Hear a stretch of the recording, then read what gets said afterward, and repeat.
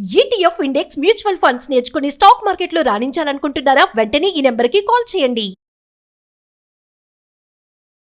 నమస్తే, welcome back to Suman TV. Present మనతో పాటు ఉన్నారు అనలిస్ట్ మందరి కృష్ణారెడ్డి గారు. నమస్తే సార్. నమస్తే అమ్మ. సార్, మనము బ్యాంక్ సంబంధించి మినిమం బ్యాలెన్స్ మీద కొన్ని వీడియోలు చేసాం. సో ఈరోజు ఏంటంటే ఇంకొక న్యూస్ అనుకోవాలి కస్టమర్స్ అందరికీ కూడా. మినిమం బ్యాలెన్స్ పైన కొన్ని మార్పులు తీసుకొచ్చారంట.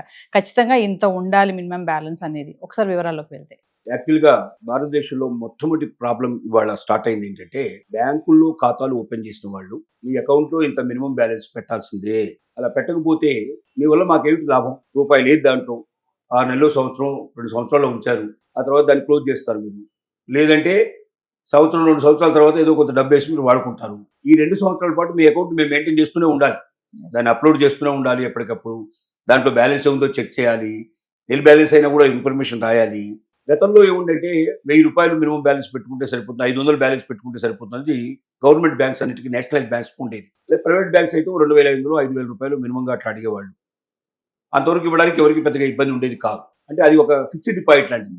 మినిమం బ్యాలెన్స్ అనేది ఒక ఫిక్స్డ్ డిపాజిట్ లాంటిది. అంటే ఒక 5000 రూపాయలు ఖచ్చితంగా మనం తీయకుండా ఉంటే, ఇలా 5000 చొప్పున కొన్ని లక్షల మంది పెడతారు కాబట్టి, లక్షల మంది ఇంటూ 5000 వేసుకున్నట్టయితే కొన్ని కోట్ల రూపాయలు వస్తాయి. ఈ కోట్ల రూపాయలు ఎవరికైనా అప్పులు ఇచ్చినా దాని మీద కొన్ని వడ్డీలు వస్తాయి. ఆ వడ్డీల ద్వారా బ్యాంకు కనీసం వాళ్ళ ఖర్చులను ఎలా తీసుకునే అవకాశం ఉంటుంది. మరి బ్యాంకు కూడా నడవాలి కదా, జీతాలు, బత్యాలు, వద్దెలు ఇవన్నీ చెల్లించుకోవాల్సిన పరిస్థితి ఏర్పడుతుంది. కాబట్టి ఆ రకంగా మినిమం బ్యాలెన్స్ మెయింటైన్ చేస్తే మేము మా ఖర్చులు బయటపడతాము, మీకోసం మేము చేసే సర్వీసెస్కి మాకు ఒక అవకాశం దొరుకుతుంది, దానికి మాకు ప్రతిఫలం దొరికినట్టుగా అవుతుంది అనేది పెట్టారు. కానీ మధ్యలో గవర్నమెంట్ బ్యాంక్స్ అన్నిటికీ, నేషనలైజ్ బ్యాంక్స్కి ప్రభుత్వాలు ఏం చెప్పాయంటే, జీరో పావర్టీ లైన్లో ఉండే వాళ్ళు ఎవరున్నారు, మామూలుగా బిలో పావర్టీ లైన్లో ఉండే వాళ్ళందరికీ అకౌంట్స్ ఓపెన్ చేయమన్నారు. జీరో అకౌంట్స్, డబ్బులు ఏమి ఉండవు బ్యాంకులో. ప్రభుత్వ పథకాలు ఏమైనా వచ్చినప్పుడు దాంట్లో అకౌంట్లో పడతాయి.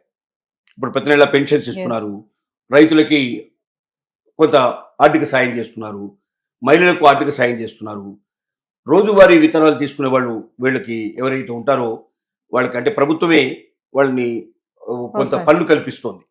సంవత్సరంలో కనీసం 3 నెలల పాటు వాళ్ళకి పన్ను కల్పిస్తుంది. ఆ పన్నులకు వెళ్ళిన వాళ్ళకి డబ్బులు కూడా వాళ్ళ అకౌంట్లోకి పంపిస్తారు. అంటే డైరెక్ట్ ట్రాన్స్ఫర్ అన్నట్టు. మధ్యవర్తులు భోజనం చేయకుండా, మధ్యవర్తులు మళ్ళీ దీని లోపల ఏమి లంచాలు తీసుకోకుండా ఎవరి అకౌంట్లోకి వాడు డబ్బులు పంపిస్తే వాడే డ్రా చేసుకునే పద్ధతిలో ఉంటుందని ప్రభుత్వం అకౌంట్స్ ఓపెన్ చేయించింది. అలా కొన్ని లక్షల ఖాతాలు, జన్ధన్ యోజన అని చెప్పి లక్షల ఖాతాలు ఓపెన్ చేయించారు. ఇలా దేశం అంతా కూడా ఖాతాలు ఓపెన్ అయినాయి.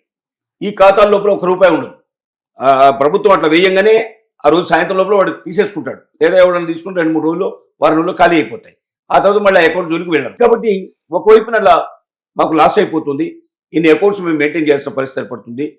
దీనికి మాకు ఏదైనా మార్గం చూపించమన్నప్పుడు ప్రభుత్వ ఖాతాల్లో కూడా కొంత పెంచుకోవడానికి ప్రభుత్వం అవకాశం ఇచ్చింది. అంటే జన్ధన్ వాళ్ళ దగ్గర కాకుండా, అంటే బిలో పవర్టీ లైన్లో ఉండే వాళ్ళకి కాకుండా వేరే వాళ్ళ అకౌంట్స్ ఓపెన్ చేసినప్పుడు కనీసం 5000, 10,000 మినిమం పెట్టుకున్నట్టుగా బ్యాలెన్స్ చూపించింది. కొన్ని బ్యాంకులు 5,000 అని, కొన్ని బ్యాంకులు 10,000 అని అట్లా పెట్టాయి. ఏవైతే జీరో పవర్టీ లైన్లో ఉండేవాళ్ళు ఎవరుతున్నారో వాళ్ళకి మాత్రం తప్పనిసరిగా ఏ అకౌంట్ అయినా ఎంతైనా పర్లేదు పెట్టాయి. కానీ ప్రైవేట్ బ్యాంకులు ఏం చేశాయంటే ఇష్టారీతులు పెంచుకుంటూ వస్తున్నాయి. ఇప్పుడు హెచ్డిఎఫ్సి బ్యాంకు మనం ఉదాహరణ తీసుకుందాం. హెచ్డిఎఫ్సి బ్యాంకు గతం లోపల 25,000 రూపాయలు మినిమంగా ఉండేటువంటిగా అకౌంట్స్, కొన్ని అకౌంట్స్ని వాళ్ళు జారీ చేశారు. ఆ అకౌంట్స్లో, అంటే ఇవి సేవింగ్స్ బ్యాంక్స్ అకౌంట్స్ సంబంధించినటువంటివి, కరెంటు ఖాతాలో ఉంచారు. ఎందుకంటే సేవింగ్స్ బ్యాంక్ అయితేనే వడ్డీ ఇస్తారు, కరెంట్ బ్యాంకులో మనకు ₹1 కూడా వడ్డీ రాదు. కరెంట్ వాళ్ళు ఎప్పుడు కూడా మినిమం బ్యాలెన్స్ ఎక్కువ ఉంటాయి, వాళ్ళు తప్పనిసరిగా మెయింటైన్ చేసిన పరిస్థితులు ఉంటాయి.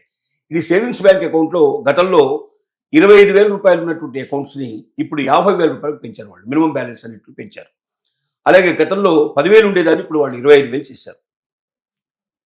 గతంలో 1,000 రూపాయలు అట్టడుగు ఉండేదాన్ని ఇప్పుడు 10,000 రూపాయలు మినిమం బ్యాలెన్స్ చేశారు. 10,000, 25,000, 50,000 రూపాయలు తీసుకెళ్లారు.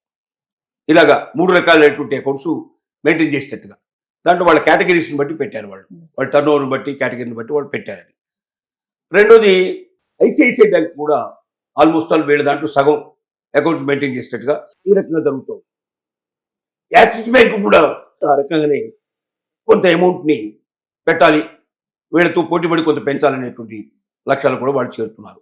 అంటే ప్రైవేట్ బ్యాంకుల్లో రోజు రోజుకి ఎక్కువ డబ్బుని మినిమం బ్యాలెన్స్ కింద ఉంచాలి అని ఒత్తిడి చేస్తున్నాం. అలా లేనటువంటి అకౌంట్స్ని మేము క్లోజ్ చేస్తాం, క్యాన్సిల్ చేసుకుని వెళ్ళిపోండి అని చెప్తున్నారు. కొత్తగా అకౌంట్ తీసుకునే వాళ్ళకి ఇప్పుడు ఇది భారమే అంటారా?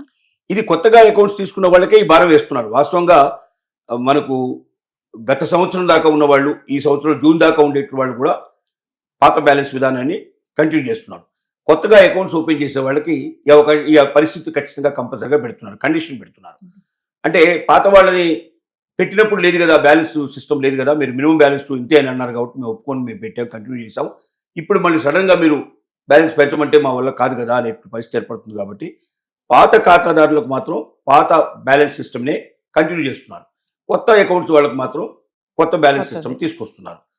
దీనికి మెయిన్గా పునాది ఏమిటంటే ఇది ఒక రకమైన ఫిక్స్డ్ డిపాజిట్ లాంటిది కాబట్టి ఈ ఫిక్స్డ్ డిపాజిట్ మీద వాళ్ళు ఇంత డబ్బు అయితే ఇక తీయరు కదా, ఖచ్చితంగా డబ్బు మెయింటైన్ చేస్తారు కదా.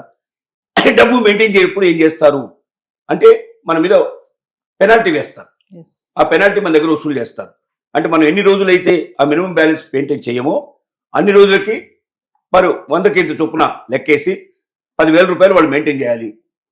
10,000 చేయలేదు, 1000 చేశారు, మిగిలిన 9,000 రూపాయలకి వాళ్ళు మనకు పెనాల్టీ కలెక్ట్ చేసి ఆ డబ్బులు మన దగ్గర వసూలు చేస్తారు.